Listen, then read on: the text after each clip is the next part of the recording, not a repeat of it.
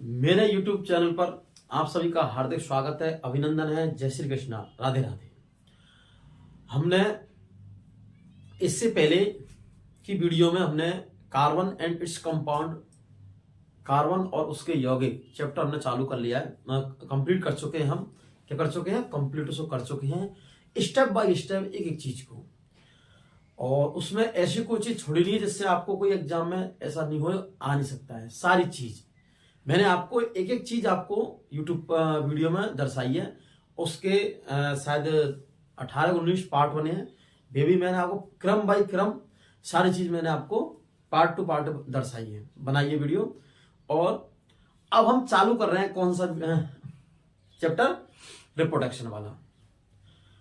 How to जीव जनन कैसे करते हैं, जीव जनन कैसे करते हैं चैप्टर का नाम।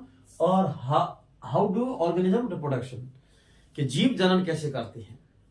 सबसे पहले तो हमें जनन या फिर जीव, रिप्रोडक्शन चैप्टर का नाम है। जीव मतलब इस संसार में जीव जंतु में हम भी आते हैं। और हमारे कुत्ता, गाय, भैंस, बकरी, मनुष्य, सारे जीव जंतु आते हैं इसमें। मनुष्य एक प्राणी है। और अगर जैसे जीव जंतु की बात करें तो मनुष्य भी उसमें आता है। और मनुष्य के कैसा प्राणी है? जैसे हमारे पशु होते हैं वे तो क्या मूक प्राणी है, कुछ बोल नहीं सकते हैं। मनुष्य एक सामाजिक प्राणी है। कैसा है? सामाजिक प्राणी, सोशल प्राणी है, सामाजिक प्राणी है। समाज में रहना, समाज में रहता है। रहने के साथ साथ अपने समान नई संतति का उत्पन्न धीरे धीरे करता जाता है। पहले किसी के पुराने, जैसे किसी के दादाजी होंगे, दादाजी के फिर उसके बेटे होंगे, आपके पिताजी, फिर उसके बाद में आपके बच्चे होंगे, फिर नाती पोती, सारे ऐसे पीढ़ी दर चलता रहता है। तो क्वेश्चन आता है ये पीढ़ी दर चलने का, तो कैसे, किस प्रकार? तो इसमें क्या है, जब पीढ़ी दर पीढ़ी चलते हैं, इसमें क्या है, सबसे आवश्यकता चीज है जनन। क्या है? जनन, रिप्रोडक्शन। अगर जनन नहीं होगा तो एक पीढ़ी के बाद में दूसरी पीढ़ी का समाप्त या विलुप्त हो जाएंगे, ये फिक्स है। अगर जनन की प्रक्रिया नहीं हुई तो, जनन अगर बाध्य हो तो प्रक्रिया आगे बढ़ नहीं सकती है। जैसे घोड़ा और हमारा गधा, जैसे इसमें हमने एक तो ले लिया गधा ले लिया, गधा ले लिया गधा, और एक ले लिया हमने घोड़ी। इसके अंदर जब हमने क्रॉस कराया दोनों के मध्य, क्या कराया? क्रॉस, तो एक खच्चर का निर्माण हुआ। किसका?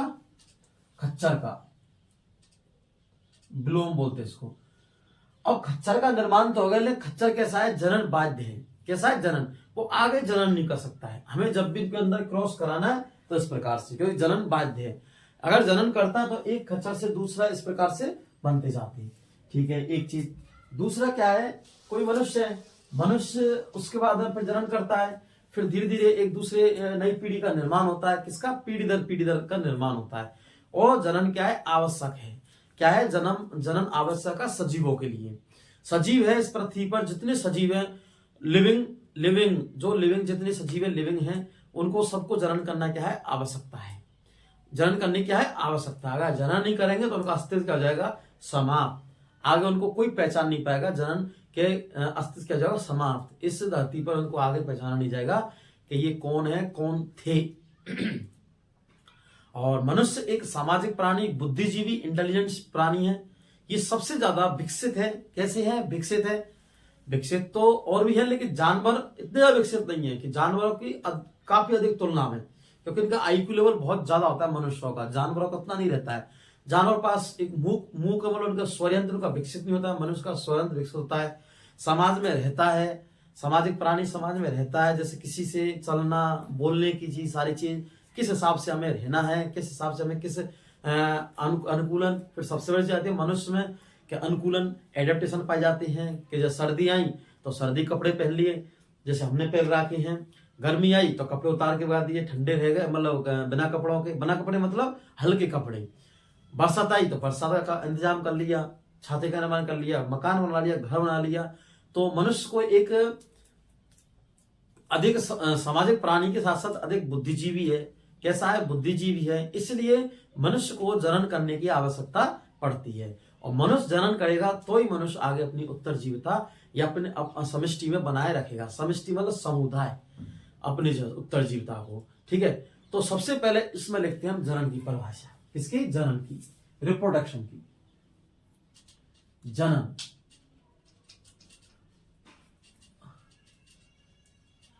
रिप्रोडक्शन, जनन की परिभाषा। जनन की परिभाषा जिससे अगर सरल शब्दों में सुने तो जीव अपने समान नए जीव की उत्पत्ति करना जनन कहलाता है। लेकिन इसको अगर हम और ढंग से देखें जननी को, जननी का परिभाषा होगी, जननी का परिभाषा जीव, वे जीव जो अपनी उत्तरजीविता के लिए, वे जीव जो अपनी संतति की उत्तरजीविता के लिए, किसके लिए? उत्तरजीविता को समष्टि में बनाए रखने के लिए, किसमें? समष्टि में बनाए रखने के लिए नई संतति को एक प्रक्रिया द्वारा उत्पन्न करते हैं। इस प्रक्रिया को क्या कहते हैं? हम जनन कहते हैं, रिप्रोडक्शन कहते हैं। तो परिभाषा लिखेंगे हम, वे जीव जो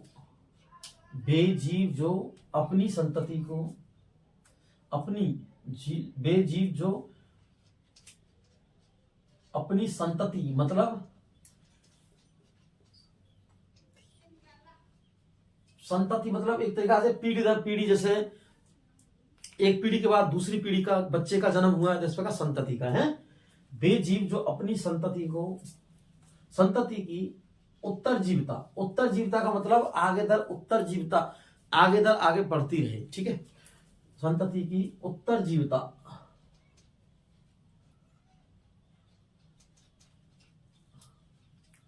उत्तरजीविता को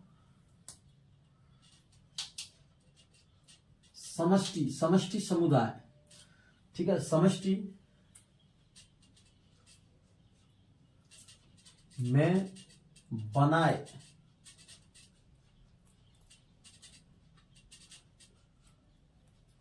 रखने के लिए, वे जीव जो अपनी संतति की उत्तरजीविता को समष्टि में बनाए रखने के लिए, किसमें? समष्टि में बनाए रखने के लिए, वे जीव जो अपनी संतति को संतति की उत्तरजीविता को समष्टि में बनाए रखने के लिए नई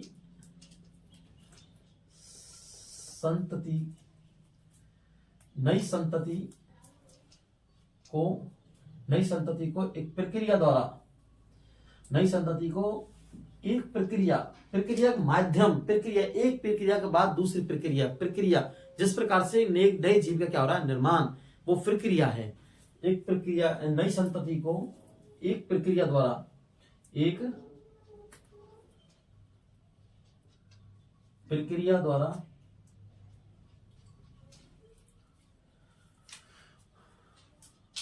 उत्पन्न किया जाता है, एक प्रक्रिया द्वारा उत्पन्न किया जाता है। प्रोसेस, एक के बाद एक प्रक्रिया, धीरे धीरे, जैसे धीरे धीरे प्रक्रिया का निर्माण। तो इस प्रक्रिया द्वारा उत्पन्न किया जाता है। इस प्रक्रिया को हम, किसको? इस प्रक्रिया को हम क्या कहते हैं? इस प्रक्रिया को हम जनन कहते हैं। क्या कहते हैं? जनन कहते हैं। इस प्रक्रिया को हम क्या कहते हैं? जनन कहते हैं। कि वे जीव जो अपनी संतति की उत्तरजीविता को समष्टि में बनाए रखने के लिए, क्या? समष्टि में बनाए रखने के लिए नई संतति को एक प्रक्रिया द्वारा उत्पन्न किया जाता है। एक प्रक्रिया द्वारा उत्पन्न किया जाता है। इस प्रक्रिया को हम जनन कहते हैं। क्या कहते हैं? जनन कहते हैं। इस प्रक्रिया द्वारा क्या कहते हैं? उसको हम जनन कहते हैं। वे जीव जो अपनी संतति की उत्तरजीविता को समष्टि में बनाए रखने के लिए नई संतति को एक प्रक्रिया द्वारा उत्पन्न किया जाता है। इस प्रक्रिया को हम जनन कहते हैं। क्या कहते हैं? इस प्रक्रिया को हम जनन कहते हैं। क्या कहते हैं? जनन कहते हैं। इस प्रक्रिया को हम क्या कहते हैं? जनन कहते हैं। ठीक है, ये एक जनन की परिभाषा क्लियर। अब देखो, क्या कहते हैं उसको, जनन कहते हैं। या फिर एक और परिभाषा देखो, डेफिनेशन। डेफिनेशन जनन की बहुत परिभाषा है, लेकिन ये इंपॉर्टेंट, ये है मेन परिभाषा है। फिर देखो देखो, सजीव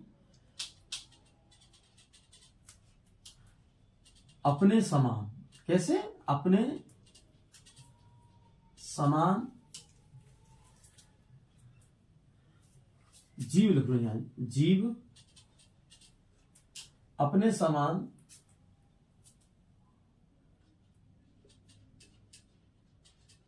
नए जीव को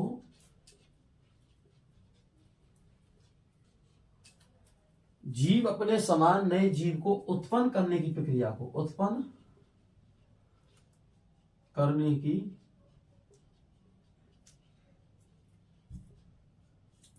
प्रक्रिया को, नए जीव को उत्पन्न करने की प्रक्रिया को हम जनन कहते हैं। हम जनन कहते हैं। हम क्या कहते हैं, जनन कहते हैं। जीव अपने समान नए जीव को उत्पन्न करने की प्रक्रिया को हम जनन कहते हैं। हम जनन कहते हैं। जीव अपने समान नए जीव को उत्पन्न करने की प्रक्रिया को हम जनन कहते हैं। अपने समान, कैसे, अपने समान, ये होता है इसमें इंपॉर्टेंट, अपने समान। क्या है, अपने समान उत्पन्न करने की प्रक्रिया को हम क्या कहते हैं, जनन कहते हैं। क्या कहते हैं, जनन कहते हैं। ये बिल्कुल ये चीजें है कुछ इतना नहीं है टफ हो, थोड़ी सीधी सी परिभाषा है। यानी कभी कभी एक नंबर में पूछी जा सकती है डेफिनेशन जनन की, एक नंबर में, ठीक है। तो जनन की परिभाषा होगी। और सबसे पहले अगर हम जीव जनन कैसे करते हैं, चैप्टर को पढ़ने के लिए सबसे पहले हमें क्या पढ़ना पड़ेगा, जनन।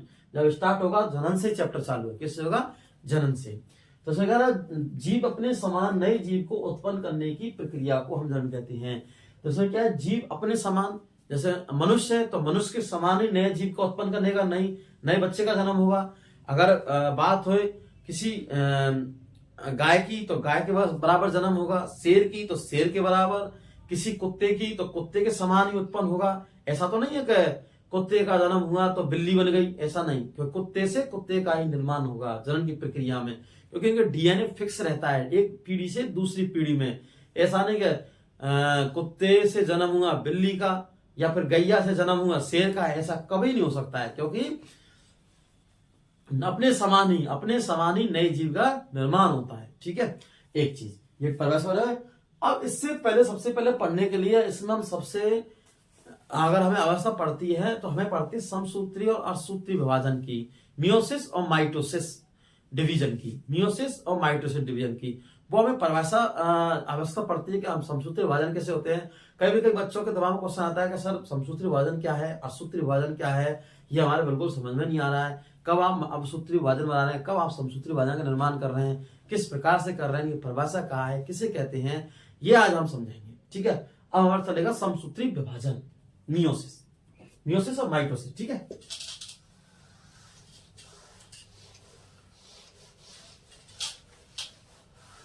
समसूत्री विभाजन।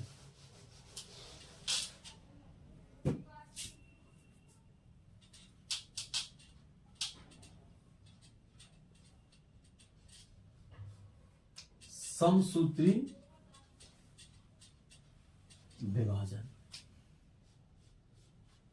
क्या है, समसूत्री विभाजन क्या है, समसूत्री विभाजन। समसूत्री विभाजन, जब भी आप साइंस का कोई भी टॉपिक पढ़ लो, माना कि आप पर कोई डेफिनेशन नहीं आ रही है, क्या नहीं आ रही, डेफिनेशन नहीं आ रही कि हमें अब याद नहीं है या हमारे दिमाग से निकल गई, और एग्जाम में क्वेश्चन आएगा और आप इस टाइम क्या बैठे हैं, एग्जाम में बैठे हैं पेपर को हल करने के लिए, और आप परिभाषा को भूल चुके हैं। क्योंकि कभी कभी स्टूडेंटों के साथ ऐसा हो जाता है कि कितनी भी याद कर लो लेकिन कभी कभी भूल जाते हैं, क्योंकि मनुष्य की प्रवृत्ति कैसी है, भूलने की। बार बार अभ्यास नहीं करेंगे तो भूल जाते हैं। चलो कोई बात नहीं। तो साइंस में कभी भी अगर आपको इस दिक्कत आती है, सबसे पहले क्या करना है, ये जो टर्म लिखा है इसको टुकड़े करने हैं। क्या करने हैं, टुकड़े, शब्द के जो शब्द होते हैं हमारे, इनके टुकड़े करने हैं। देखो हम इसके कर रहे टुकड़े, सम मतलब समान, और सूत्री गुणसूत्री मतलब सूत्र मतलब गुणसूत्र, गुणसूत्रों की संख्या कैसी होगी? समान। क्रोमोसोम होते नहीं, क्रोमोसोम गुणसूत्र, जैसे ये हमारे क्या है? गुणसूत्र है ये वाले, ठीक है। ये क्या है इनके ऊपर जो, तो गुणसूत्र, ठीक है। तो इसमें क्या करेंगे? सम, सम मतलब समान, क्या है? सम मतलब समान, और सूत्री मतलब गुणसूत्र के, और विभाजन मतलब होता है विभाजन, विभाजन क्या है? विभाजन दो भागों में। कैसे भागों में? दो भागों में। जैसे माना कि अगर हम बात करें अमीबा की, किसकी बात करें? ये अमीबा हमारी क्या है? अमीबा। तो अमीबा का हम विभाजन करेंगे तो दो भागों में कर देंगे इसका से विभाजन। क्या कर देंगे? दो विभाजन। और अमीबा में अलैंगिक विभाजन पाया जाता है। कैसे विभाजन पाता है? अलैंगिक विभाजन। कौन सा विभाजन? अलैंगिक विभाजन, अलैंगिक। और अलैंगिक में भी द्वैविक खंडन। कौन सा? द्वैविक खंडन। द्वैविक खंडन पाया जाता है, बाइनरी फ्यूजन, ठीक है, अलैंगिक। अब अमीबा एक जितने हम विभाजन करेंगे, उससे जितने विभाजन करेंगे उतने नए अमीबा का क्या होगा? निर्माण। जैसे माना कि हमने एक विभाजन किया तो इससे अलग अमीबा क्या होगा? निर्माण। तो दो अमीबा बनी, क्या बन गई? दो, एक इस वाले भाग से, एक ऊपर वाले भाग से। तो देखो ये दो अमीबा बन गई, फिर ये दो अमीबा बन गई, फिर इनका विभाजन करेंगे हम तो इससे क्या बन जाएंगे? दो, ये और इससे करेंगे विभाजन तो इससे, ये एक अमीबा और एक दो अमीबा। तो देखो अमीबा तुम्हारी एक क्या थे? एक, और एक से कितने बने? दो, दो से कितनी बनी? चार, चार से आठ, आठ से 16, 16 से 32, 32 ऐसे विभाजन होता जाएगा। क्या है? विभाजन, विभाजन होता जाएगा किसमें? अमीबा में। अब क्या है हमारा? क्या चला? समसूत्री विभाजन। और सला टॉपिक क्या चला? समसूत्री विभाजन। सम मतलब समान, गुणसूत्रों की संख्या से होगी समान। तो अब इसमें डेफिनेशन लिखते हैं, ऐसा विभाजन, कैसा? ऐसा विभाजन जिसमें ऐसा विभाजन जिसमें विभाजन के बाद गुणसूत्रों की संख्या कैसी हो? समान, ठीक है।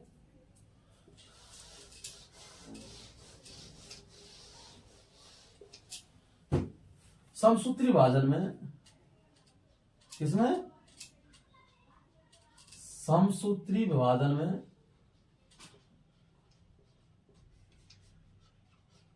समसूत्री विभाजन में किसमें? समसूत्री विभाजन में, विभाजन के बाद, विभाजन से पहले नहीं, विभाजन के बाद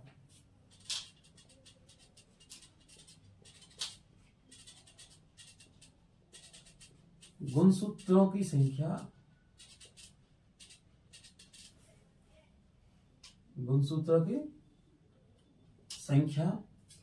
समान रहती है। कैसी रहती है? समान, इक्वल रहती है, समान रहती है। इस विभाजन को हम, किसको? इस विभाजन को हम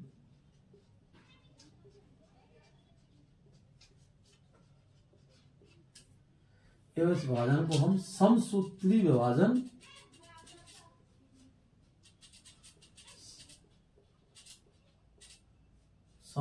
विभाजन, कहते हैं। गुणसूत्रों की संख्या कैसी रहती है? समान रहती है। क्या रहती है? समान, इक्वल रहती है। अब देखो समसूत्री मतलब समान, और विभाजन के बाद गुणसूत्र संख्या कैसी बनी रहे? समान। तो यही तो परिभाषा में लिखा हमने। कैसे लिखा? यही तो हमने परिभाषा में लिखा बच्चों। समसूत्री विभाजन में विभाजन से पहले नहीं, विभाजन से बाद में। ऐसा नहीं कि विभाजन से पहले, विभाजन के बाद गुणसूत्रों की संख्या, क्रोमोसोम की संख्या, किसी क्रोमोसोम गुणसूत्रों की संख्या समान रहती है, या समान बनी रहती है, समान रहती है।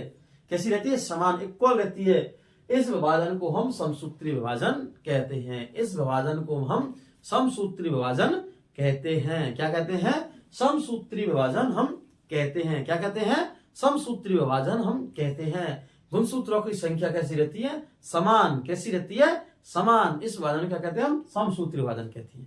ठीक है, ये आपको याद हो गया। अब देखो अर्धसूत्री विभाजन, फर्स्ट सेकंड कौन सा? अर्धसूत्री, अर्धसूत्री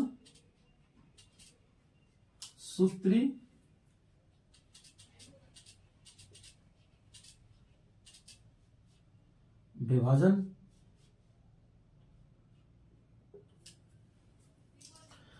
अर्धसूत्री कैसा? अर्धसूत्री विभाजन गुणसूत्रों की संख्या से होती है। अब देखो टुकड़ा करो, अर्ध मतलब आदि, ऐसा विभाजन जिसमें विभाजन के बाद गुणसूत्र संख्या से रहे आदि बनी रहे। कैसी बनी रहे? आदि। कैसी बनी रहे? आदि। जैसे देखो, जैसे माना कि हमने n गुणसूत्र लिया, कितना? 2n ले लिया, माना कि 2n गुणसूत्र लिया, इससे विभाजन हो गया तो एक बना n और एक बना n। ठीक है, तो विभाजन वाले गुणसूत्र कैसी है? आदि है। ठीक है, यह 2 है, यह 1 है, कितना? यह 2 है। ठीक है, अब देखो अर्धसूत्री विभाजन क्या होता है? ऐसा विभाजन अर्धसूत्री विभाजन में क्या होता है? विभाजन के बाद गुणसूत्र संख्या कैसे बनी रहती है? आदि बनी रहती है। क्या बनती है? आदि बनी रहती है। और ऐसे क्या है? अर्धसूत्री विभाजन में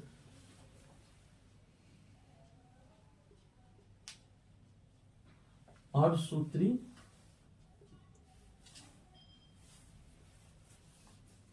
विभाजन में विभाजन के बाद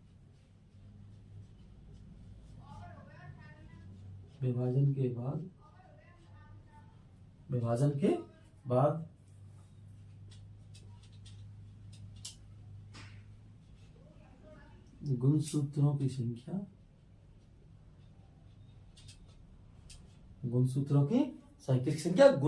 की संख्या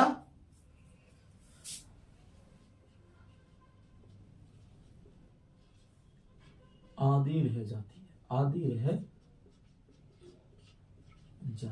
इस विभाजन को हम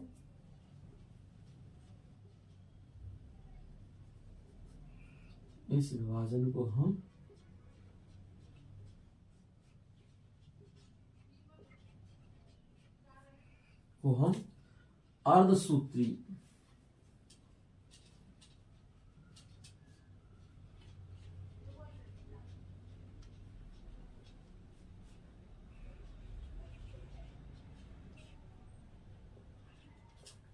इस विभाजन को हम अर्धसूत्री विभाजन कहते हैं। कौन सा कहते हैं? अर्धसूत्री विभाजन कहते हैं।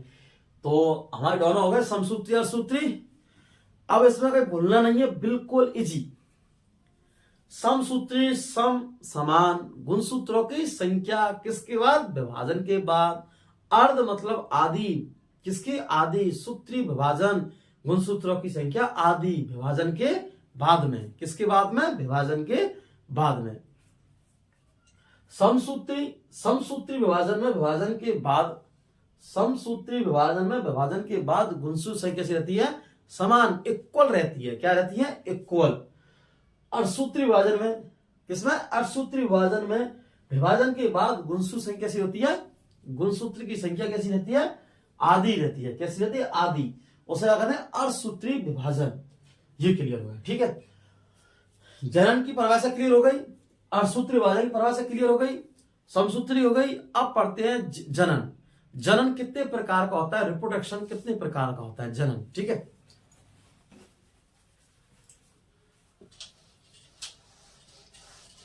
जनन हमारा बेसिकली 2 प्रकार का होता है। कितने का? 2। बेसिकली जनन 2 ही प्रकार का होता है। फिर जनन में प्रकार आते हैं। ठीक है, जनन हमारा 2 प्रकार का होता है। कितने प्रकार का? 2 प्रकार का जनन होता है हमारा। एक तो होता है अलिंग जनन और एक होता है लैंगिक जनन। कौन सा? एक तो होता है अलिंग जनन और एक होता है लैंगिक जनन। अब जो हमारा कितना होता है? लैंगिक जनन। कौन सा? लैंगिक जनन। एक होता है अलैंगिक जनन। 2 होते हैं। अब देखो कौन कौन से हैं?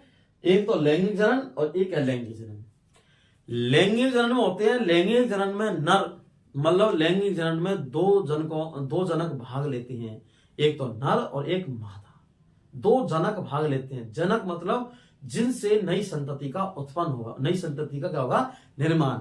जनक, जनक मतलब हम उसको पिता बोल सकते हैं। क्या बोल सकते हैं, पिता। जिससे नई संतति का या नए जीव क्या होगा, नया निर्माण होगा, उसे क्या होगा, जनक। क्या बोले, जनक। जैसे हमारा किसी नए जनक से निर्माण हुआ, हम भी किसी नए जनक का निर्माण करेंगे। इस प्रकार से अलिंग जनन में केवल एक ही जनक भाग लेता है। क्या लेता है, एक ही जनक। इसमें दो जनक भाग लेते हैं। लैंगिक जनन में कितने लेते हैं, इसमें दो जनक भाग लेते हैं। क्या लेते हैं, जनक भाग लेते हैं। एक तो नर, दूसरा मादा। मेल और फीमेल क्या लेते हैं, मेल और फीमेल दो जनक भाग लेते हैं। इसमें केवल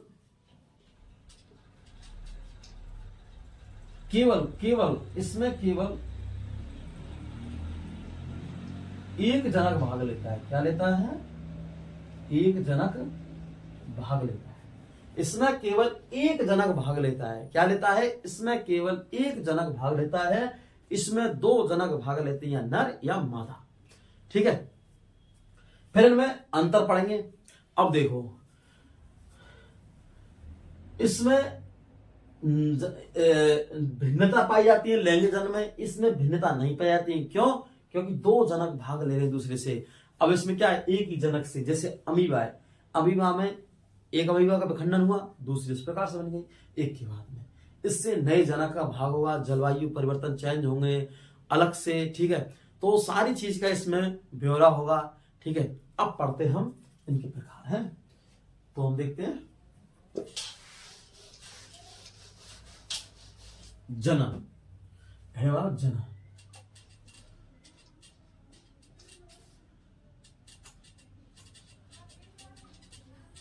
रिप्रोडक्शन।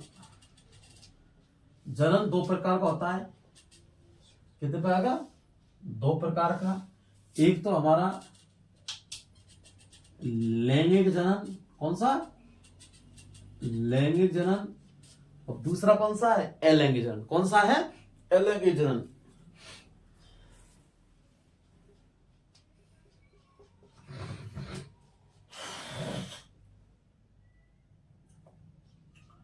अलैंगिक जनन। एक तो लैंगिक जनन, एक अलैंगिक जनन।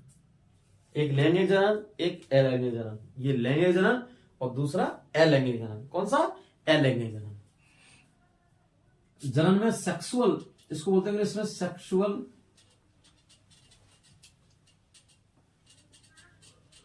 Reproduction, sexual reproduction. और ये क्या है, एसेक्सुअल, सेक्सुअल रिप्रोडक्शन। ये सेक्सुअल रिप्रोडक्शन, ये सेक्सुअल रिप्रोडक्शन कौन सा है, एक सेक्सुअल रिप्रोडक्शन, एक एसेक्सुअल रिप्रोडक्शन। इसमें देखते हैं हम क्या है, इसमें दो जनक भाग लेते हैं। क्या लेते हैं, दो जनक भाग, इसमें दो जनक भाग लेते हैं। दो जनक, एक नर एक मादा। क्या लेते हैं, एक नर व एक मादा, दोनों भाग लेते हैं। एक नर व दूसरा मादा। ठीक है, एक नर व एक मादा, ऐसे लिख लो, चल कोई बात नहीं। एक नर व एक मादा, एक नर व एक मादा, एक नर एक मादा, एक नर एक मादा। ठीक है, इसमें तो इसमें जनक में दो भाग लेते हैं, इसमें दो जनक भाग लेते हैं, एक तो नर और एक मादा। एक ही एक, ऐसा नहीं कि दो नर दो एक मादा, न, एक जनक एक मादा। ठीक है, इसमें केवल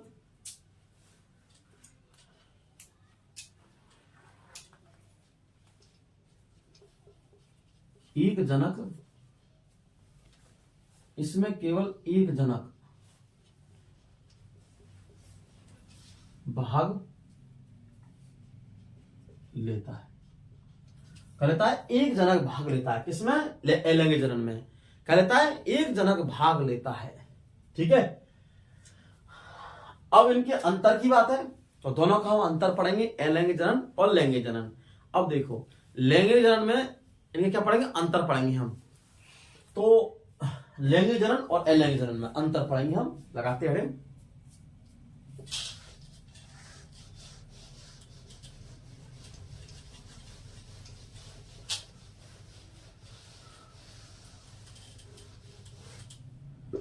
अब पढ़ेंगे हम लैंगिक जनन अलैंगिक जनन में अंतर, डिफरेंशिएशन मतलब अंतर। ठीक है, टेबल बनाएंगे, क्या बनाएंगे, टेबल अलैंगिक जनन की दर, लैंगिक जनन की दर, अलैंगिक जनन की दर, और बिल्कुल पॉइंट टू पॉइंट आपको पढ़ाएंगे और बिल्कुल आपको याद करना है इस बार एग्जाम के लिए। ठीक है, क्योंकि ये देखो हर क्वेश्चन तो आना असंभव है, क्योंकि क्वेश्चन तो आएंगे हमारे गिने चुने जितने एग्जामर पूछेगा है, लेकिन कुछ क्वेश्चन ऐसे होते हैं जो आने की दृष्टि से, एग्जाम में आने की दृष्टि से इंपॉर्टेंट होते हैं, अपने आप को ये शो कराते हैं कि हम इस वाला ये क्वेश्चन इसमें से आ सकता है, पुटअप कर सकता है। ठीक है, तो इधर लैंगिक जनन, इधर अलैंगिक जनन। ठीक है, अंतर देखते इसमें। तो एक तो हो गया हमारा लैंगिक जनन, कौन सा हो गया, लैंगिक जनन इधर, और हम थोड़ी सी अलग लाइन से लाइन खींच दीजिए बीच में, जिससे आंखों को, ठीक है, लैंगिक जनन और दूसरा हो गया अलैंगिक।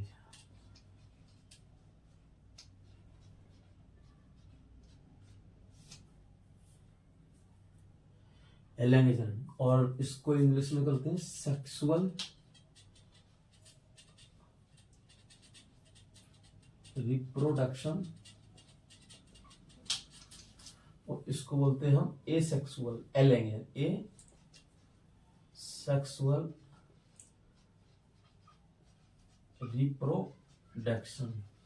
ठीक है, सेक्सुअल रिप्रोडक्शन, एसेक्सुअल रिप्रोडक्शन। अब इनमें अंतर पढ़ेंगे। सबसे पहले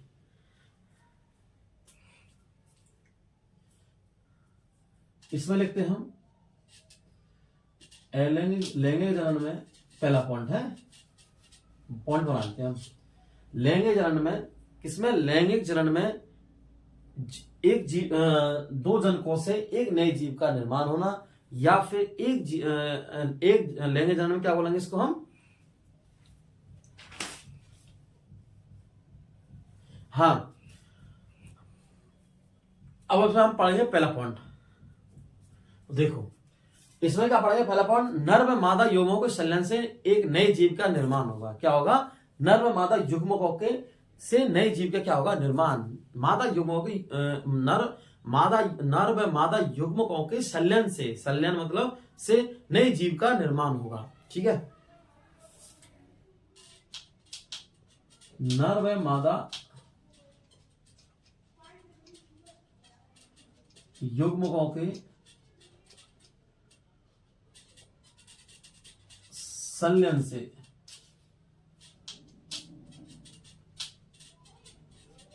नए जीव का, संलयन, संलयन मतलब इनके केंद्रों का मिलना, संलयन। ठीक है, तो के युग्मकों के संलयन से नए जीव का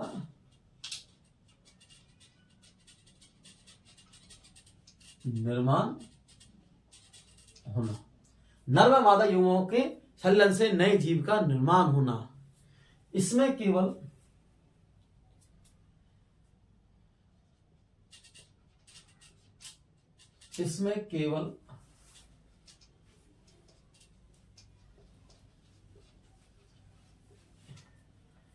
एक ही युग्मक होता है, एक ही युग्मक जनन में भाग लेता है। इसमें केवल एक ही युग्मक जनन में भाग लेता है। क्या लेता है, जनन में भाग लेता है। डेफिनेशन, पहला पॉइंट क्लियर, दैट्स क्लियर, समझ में एक आना चाहिए, और ऐसा कुछ नहीं है जो आप समझ नहीं सकते और हम उसको समझा नहीं सकते हैं आपको। सिंपल से सिंपल, बना के देंगे आपको साइंस को। जितना हो सके इतना टीचर मतलब टीचर का एक ही दायित्व है कि बच्चे के हित में पढ़ाया जाए। किसमें पढ़ाया जाए? बच्चों के हित में। और बच्चे को बिल्कुल समझ में आना चाहिए। बच्चे की हर क्यूरी शब्द मतलब हर चीज एक समझ में आना चाहिए। और आएगा कैसे आएगा? देखो बिल्कुल आएगा। देखो नर व मादा युग्मों के संलयन से लैंगिक जनन अलैंगिक जनन दो है। जनन से इसको मिलाना नहीं है। जनन एक अलग परिभाषा है जो हम पहले पढ़ा चुके हैं आपको, लेकिन हम पढ़ा रहे हैं लैंगिक जनन और अलैंगिक जनन। जनन हमारे दो प्रकार के होते हैं, लैंगिक और अलैंगिक। होने को तो वे तीन होते हैं, कायक जनन भी होता है। कौन सा होता है? कायक। लेकिन हमारे सिलेबस में कायक जनन को हम बाद में पढ़ेंगे। कैसे पढ़ेंगे? कायक जनन को बाद में पढ़ेंगे। ठीक है, हम प्रेजेंट में दो जनन पढ़ रहे हैं, लैंगिक जनन और अलैंगिक जनन। जनन कितने बार होता है? तीन। कितने बार के? तीन। लैंगिक, अलैंगिक और कायक। लैंगिक, अलैंगिक और कायक। लेकिन हम प्रेजेंट पढ़ रहे हैं लैंगिक जनन, अलैंगिक जनन। कायक जनन को पीछे पढ़ेंगे। कायक जनन का सबसे इंपॉर्टेंट अगर है तो कौन सा है? ब्रागला पत्थर चिट्टा, जो आपको बिल्कुल इजी में। ठीक है, हम आपको ब्रागफिल्म पत्थर चिट्टा के बारे में शॉर्ट वीडियो बता चुके हैं किस प्रकार से। क्योंकि कायक जनन में क्या होता है? किसी कायक पौधे के किसी कायक भाग से, और कायक भाग में क्या होगा? जड़, तना, पत्ती के किसी कायक भाग से नए पौधे का निर्माण होना, उसे क्या कहेंगे हम? कायक जनन। क्या कहेंगे? कायक जनन।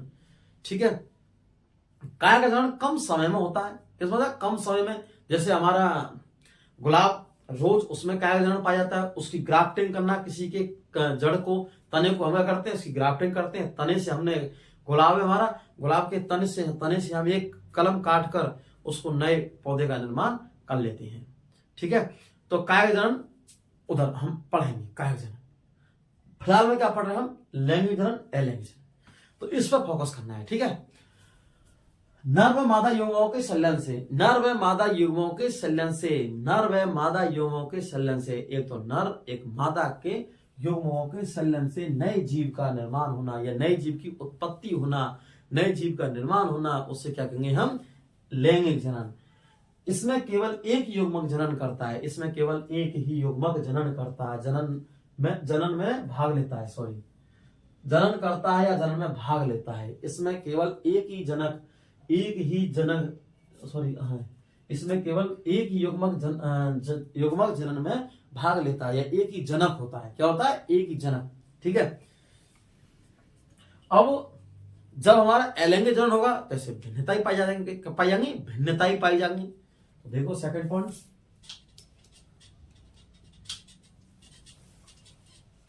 इसमें भिन्नताएं पाई जाती हैं। क्या पाई जाती हैं? भिन्नताएं पाई जाती हैं। किसमें? लैंगिक जनन में भिन्नता पाई जाएंगी। क्या पाई जाएंगी? भिन्नता पाई जाएंगी। दूसरा सपोर्ट, इसमें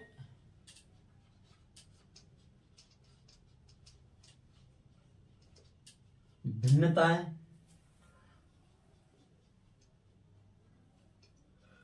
नहीं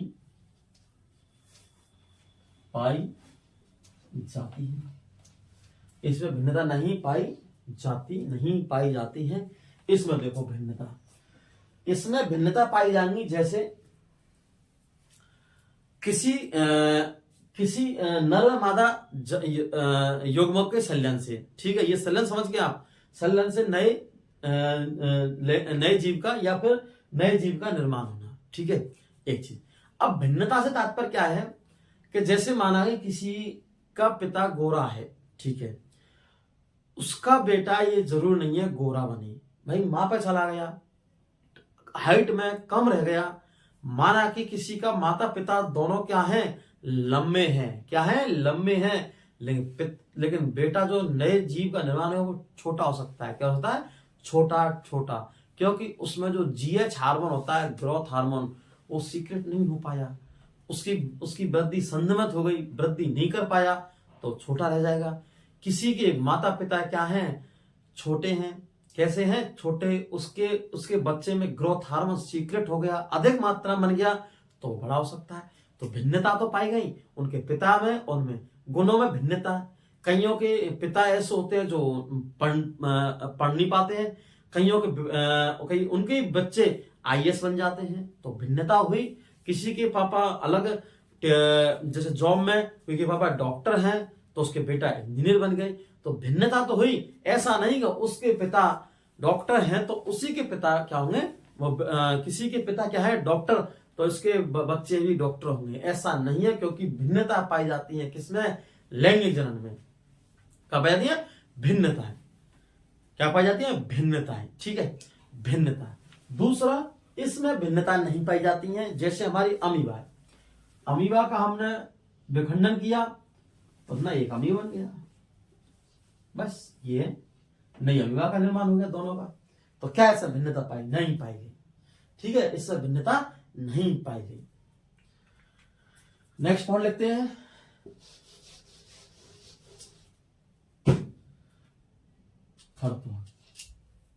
यह क्या, यह कौन लैंगिक जनन, यह एक धीमी प्रक्रिया है। कैसी है, धीमी प्रक्रिया है, यह कैसी है, यह एक तीव्र प्रक्रिया है। तीव्र मतलब तेज, खटाखट। इससे नए जीव का निर्माण में टाइम लगेगा, क्योंकि सबसे पहले युग्मक के बाद में फिर युग्मनज होगा, फिर धीरे धीरे आगे जाके भ्रूण का निर्माण होगा काफी समय के बाद में। इसमें क्या है, अमीबा के टुकड़े करे तुरंत ही नया अमीबा, किसी क्या है, तुरंत ही नया अमीबा। ठीक है, तो इसमें यह एक तीव्र व तेज प्रक्रिया है। कैसी है, यह एक धीमी प्रक्रिया, यह एक तीव्र व तेज प्रक्रिया है। कैसी है, तीव्र व तेज प्रक्रिया है। नेक्स्ट पॉइंट, यह एक जटिल प्रक्रिया है। कैसी है, डिफिकल्टी प्रक्रिया, जटिल प्रक्रिया है। यह एक जटिल प्रक्रिया। कैसी है, जटिल प्रक्रिया, काफी संघर्ष करने पड़ते हैं। धीरे धीरे एक के बाद एक नए जीव का, एक के बाद हमारी बॉडी में जब युग्मनज निश्चन होता है, उसके बाद में धीरे धीरे ओवुल का निर्माण, फिर उसके बाद में उसमें विदलन चलते हैं, 2 से 4, 4 से 8, 8 से 16, 16 से 32 कोष की अवस्था, फिर धीरे धीरे नए अंग से बाद तो अंग कोष का। अगर देखा जाए शरीर की बनावट, तो सबसे पहले हमारे क्या बनता है, कोशिका के बाद में हमारे फिर कोशिका के बाद में फिर ऊतक के बाद में फिर अंग के बाद में अंग तंत्र बनते हैं। इस प्रकार एक प्रक्रिया धीरे धीरे स्टेप बाय स्टेप चलती है। सबसे पहले क्या बनती है, कोशिका।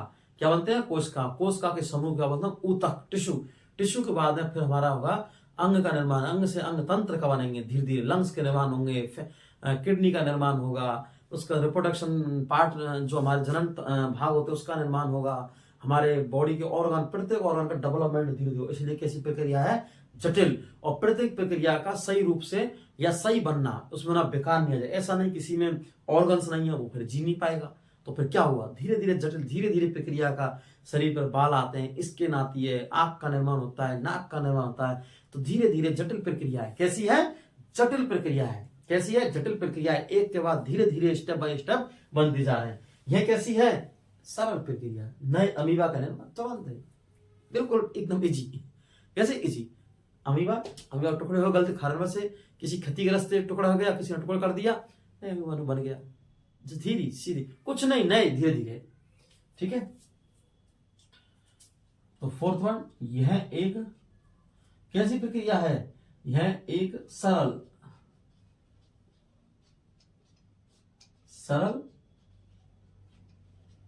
प्रक्रिया है। कैसी प्रक्रिया है, यह एक सरल प्रक्रिया है। कैसी है, सरल। ठीक है, 5वां पॉइंट लिखते हैं, इसमें समसूत्री व अर्धसूत्री विभाजन, दोनों विभाजन, समसूत्री व अर्धसूत्री दोनों विभाजन दोनों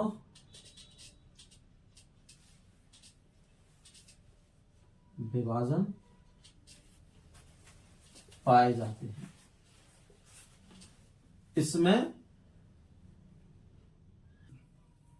इसमें क्या है, समसूत्री अर्धसूत्री विभाजन पाए जाते हैं। इसमें कौन सा है, इसमें हम 5 पॉइंट लिखते हैं। इसमें केवल समसूत्री विभाजन, कैसा, समसूत्री विभाजन पाया जाता है, पाया जाता है। हम नेक्स्ट लिखते हैं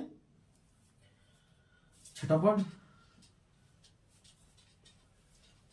इसमें युग्मकों का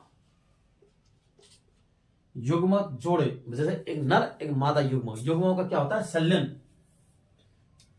युग्मकों का क्या होता है, संलयन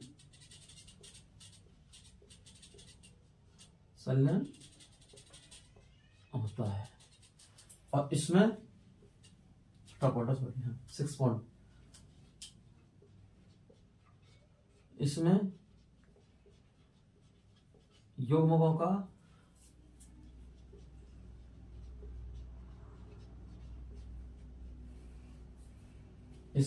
का संलयन नहीं होता है। ठीक है, इसमें युग्मकों का क्या नहीं होता है, संलयन नहीं होता है। अब एक पॉइंट बचा है, इसको मैं रफ कर रहा हूं, तो जिसमें ही लिख दो उसको जगह है तो ठीक है।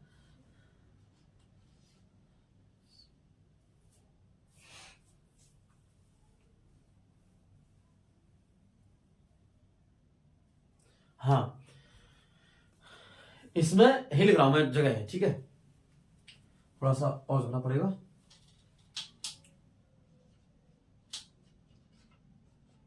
इसमें युग्मकों का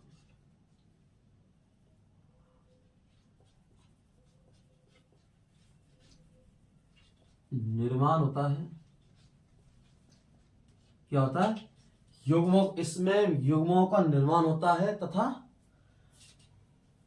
निषेचन होता है। क्या होता है, निषेचन होता है। इसमें युग्मकों का क्या होता है, निर्माण होता है। इसमें युग्मकों का निर्माण होता है और निषेचन होता है, फर्टिलाइजेशन होता है। इसमें युग्मों का निर्माण तो होगा लेकिन निषेचन नहीं होगा। इसको लिखते हैं,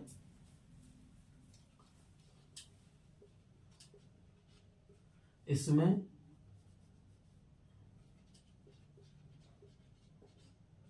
युग्मकों का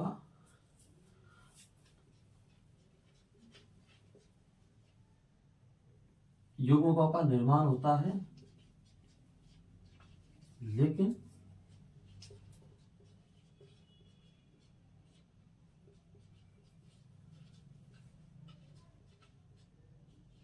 निषेचन नहीं होता है। लेकिन निश्चन नहीं होता है। निश्चन में क्या होता है, अभाव। क्या होता है, अभाव पाया जाता है। निश्चन का क्या पाया जाता है, अभाव। अब देखो, मैंने पॉइंट टू पॉइंट सारी चीज लिख चुका हूं बिल्कुल एकदम पॉइंट टू पॉइंट एकदम। लैंगिक अलैंगिक जनन में अंतर, डिफरेंशिएशन और लैंगिक और अलैंगिक जनन में, सेक्सुअल रिप्रोडक्शन और एसेक्सुअल रिप्रोडक्शन। अब आपको याद कराएंगे हम, यहीं देखो ट्रिक से, तरीका से, एल्कोल। क्योंकि देखो साइंस में आपका जब तक बेस कंप्लीट नहीं हुआ, जब तक क्वेश्चन निकाल नहीं सकते, कुछ लिख नहीं सकते हैं। और बेस करने के लिए, क्लियर करने के लिए हमें एक एक पॉइंट को समझना है, उसको याद रखना है और बेस क्लियर हो जाएगा। जैसे ही बेस क्लियर होगा, आपको कितनी कठिन एग्जाम हो या फिर कितना पेपर कठिन हो, आप उसको चुटकी में हिला दोगे, चुटकी में से सॉल्व कर दोगे, 0। अब देखते हैं लैंगिक और अलैंगिक जनन, सेक्सुअल रिप्रोडक्शन, एसेक्सुअल रिप्रोडक्शन। ठीक है, अब देखो सेक्सुअल में इधर बोल जाएंगे नर और इधर अलैंगिक। ठीक है, इसमें नर और मादा युग्मों का क्या होता है, संलयन होता है और नए जीव का क्या होता है, निर्माण। इसमें केवल एक ही जनक क्या है, इसमें केवल एक युग्मक जनन में भाग लेता है। पहला पॉइंट। दूसरा, इसमें विभिन्नता पाई जाती है, इसमें विभिन्नता पाई जाती है, इसमें विभिन्नता नहीं पाई जाती है। थर्ड पॉइंट, यह एक धीमी प्रक्रिया है, यह एक कैसी है, तीव्र प्रक्रिया है, यह एक जटिल प्रक्रिया है, यह कैसी प्रक्रिया है, जटिल प्रक्रिया है, जटिल, और यह एक सरल प्रक्रिया है। इसमें समसूत्री व अर्धसूत्री विभाजन दोनों पाए जाते हैं, इसमें केवल समसूत्री विभाजन पाया जाता है, क्योंकि जब भी हम अमीबा में अलैंगिक विभाजन द्वय विखंडन होता है तो हम दर्शा सकते हैं कि उसमें भाई टुकड़े हुए तो गुणसूत्र संख्या समान बनी रही, क्या बनी, समान बनी रही, तो क्या है, समसूत्री विभाजन। इसमें युग्मकों का संलयन होता है, इसमें युग्मकों का संलयन नहीं होता है, इसमें युग्मकों का संलयन नहीं होता है। इसमें युग्मों का निर्माण होता है, इसमें युग्मों का निर्माण होता है, लेकिन निषेचन का अभाव पाया जाता है, इसमें निषेचन होता है, क्या होता है, फर्टिलाइजेशन होता है, फर्टिलाइजेशन, निषेचन होता है, किसमें, अलैंगिक जनन में। ठीक है, अब आपको आगे बताएंगे अलैंगिक जनन के प्रकार।